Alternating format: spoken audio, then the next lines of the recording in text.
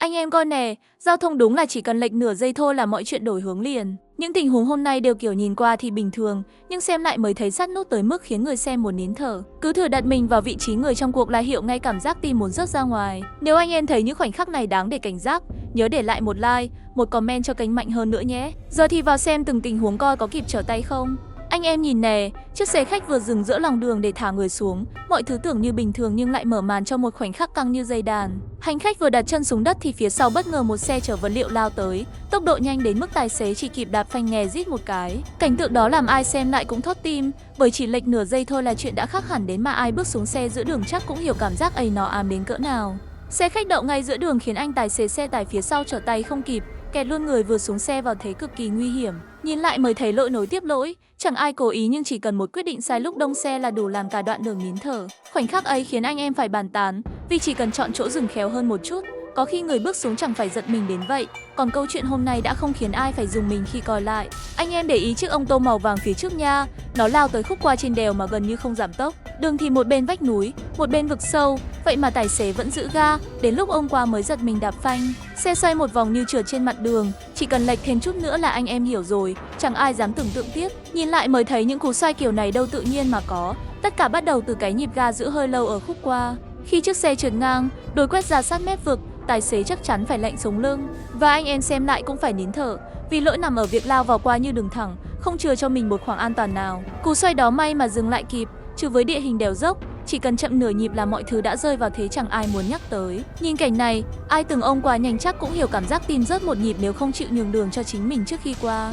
Chỉ một giây thiếu kiềm chế thôi anh em ạ, và chiếc xe khách kia đã biến cả đoạn đường thành một vở tắc nghẽn không lối thoát. Đang lúc xe cộ đông như nêm, nó lại nhoi đầu sang làn ngược chiều để vượt lên, khiến dòng xe đối diện khựng lại ngay lập tức. Chỗ vốn đã chật, giờ thành cổ trai, ai cũng phải đứng yên nhìn nhau bất lực. Nhìn cảnh này mới thấy, đôi khi chỉ cần giữ thêm chút kiên nhẫn thì chẳng ai phải mắc kẹt giữa dòng xe nóng nực như vậy.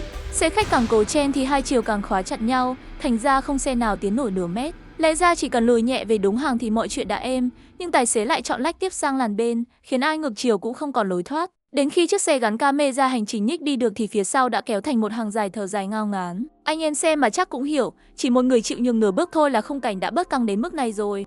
Giữa cơn mưa lất phất trên quốc lộ vắng, anh em nhìn chiếc ô tô trắng kia mà xem, lao tới khúc qua với tốc độ hơi cao như thể tin rằng mặt đường trơn cũng phải nhường mình. Chỉ một nhịp xoay vô đến lăng hơi gấp, bánh xe mất độ bám và chiếc xe trượt ngang, xoay một vòng đẹp như phim nhưng lại khiến tim người xem đứng hình. May cho bác tài là không có xe nào chạy tới, chứ cảnh này mà xuất hiện đúng lúc đông xe thì chắc chẳng còn nhẹ nhàng như vậy đâu. Chiếc xe xoay tròn rồi dừng lại ngay mép đường, còn bác tài chắc lạnh sống lưng khi thấy chiếc xe tự mình trôi đi mà chẳng kịp kiểm soát. Lỗi ở đây thì rõ rồi, trời mưa, đường trơn mà vẫn giữ tốc độ như lúc khô ráo, khiến chiếc xe bước vào khúc qua với quá nhiều lực. Chỉ chờ điều kiện đủ là say như con vụ. Nhìn cảnh này, anh em chắc cũng cảm nhận được cái ranh giới mỏng manh giữa một pha thoát hiểm và một pha va chạm không mong muốn chỉ nằm ở đúng cái nhịp chân ga lúc trời mưa ấy. Anh em nhìn kỹ cảnh này nha, chiếc ô tô đỏ phía trước đang dừng chờ đèn đỏ mà bỗng trôi nhẹ về sau như không ai cầm lái. Ban đầu tưởng chỉ nhích một chút, ai dè nó lăn thẳng vào đầu xe phía sau, tạo thành cú chạm khiến cả hai tài xế phải đứng hình vài giây. Tình huống nhìn đơn giản nhưng lại nguy hiểm ở chỗ chỉ cần trôi nhanh hơn một nhịp thôi là xe máy hay ô tô nhỏ phía sau khó tránh kịp. Nhất là lúc ai cũng nghĩ mình đang an toàn khi dừng chờ. Khi xe dừng hẳn, tài xế bước xuống xem xét. Và anh em thấy đó, va chạm nhẹ vậy thôi nhưng chi phí sửa thì chẳng bao giờ nhẹ. Nguyên nhân thì quá rõ, xe dừng nhưng không kéo thẳng tay, đường hơi dốc một chút là xe tự trôi như không có ai giữ. Nhìn cảnh này mới hiểu, chỉ một thói quen nhỏ bị quên đi cũng đủ kéo theo cả hàng xe phía sau phải chịu rủi ro. Và đôi khi cái giá phải trả lại đến từ đúng khoảnh khắc mà ai cũng tưởng mình đang đứng yên an toàn nhất.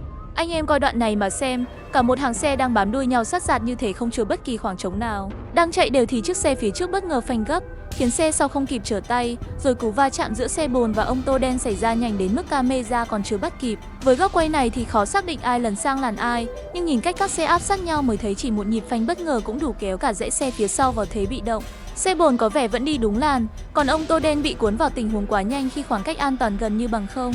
Dù bên nào sai thì kết quả vẫn như nhau, tốn thời gian, tốn công thương lượng và không ai vui được. Và anh em nhìn kỹ sẽ thấy, chỉ cần để thưa ra thêm chút nữa, nhịp phản ứng đã dễ thở hơn nhiều, không đến mức cả hai phải dừng lại giữa đường để giải quyết một cú chạm mà hoàn toàn có thể tránh nếu mọi xe chịu giữ. Khoảng cách rộng hơn một hơi thở, anh em xem khúc này sẽ hiểu vì sao nhiều tài xế lại căng thẳng trên cao tốc. Một chiếc xe tải đang ôm trọn làn tốc độ cao nhưng lại bò chậm đến mức các xe phía sau phải thắng liên tục, tạo cảm giác nghẹn lại như bị chặn đầu ngay giữa đường thẳng. Cao tốc vốn được thiết kế để giữ nhịp di chuyển ổn định, nên chỉ cần một xe chạy dưới tốc độ cho phép là cả dòng phía sau bị kéo vào thế bị động, khó xử đủ đường, nhất là khi ai cũng đang giữ tốc độ đều. Nhìn kỹ thì không có dấu hiệu tài xế xe tải muốn chuyển làn, cứ bám mãi ở làn nhanh khiến các xe phía sau không biết nên vượt hay chờ, mỗi lựa chọn đều tiềm ẩn rủi ro khi tốc độ chênh lệch quá lớn. Dù không va chạm, hành sáu này vẫn cực kỳ nguy hiểm vì làm mất nhịp giao thông và dễ khiến tài xế phía sau ức chế rồi xử lý vội. Khúc này xem lại mới thấy, chỉ cần đi đúng làn phù hợp với tốc độ của mình là đường cao tốc đã nhẹ nhàng hơn rất nhiều cho cả anh em phía sau. Anh em nhìn đoạn này mà xem, ngay giữa cầu lại có một chiếc xe ben đứng chắn luôn cả lối đi. Xe không hề di chuyển, chỉ bật đèn báo rẽ nhưng đứng im như chốt chặn, khiến hàng xe phía sau rơi vào cảnh chờ đợi đầy khó chịu. Điều khó là xe ben đứng yên hẳn, giống như một vật cản nằm ngay giữa đường, còn xe gắn camera thì bị kẹt giữa việc chờ vô thời hạn hoặc phải liều vượt lên. Chỉ cần xử lý không khéo là cả đoạn cầu dễ rơi vào cảnh bế tắc. Nhiều anh em xem lại đặt câu hỏi, vượt lên có bị phạt không? Khi xe ben đứng một chỗ như vậy, xe phía sau được xem như đang gặp vật cản, có thể đè vạch để vượt nếu có bằng chứng rõ ràng. Nhưng tình huống trở nên căng khi chỉ cần xe ben bất ngờ nhích ca chạy song song là xe vượt liền bị xem là lấn vạch sai. Trên cầu thì chỗ đâu mà né, nên chỉ một khoảnh khắc sai thời điểm thôi cũng đủ làm mọi việc thành phức tạp hơn nhiều.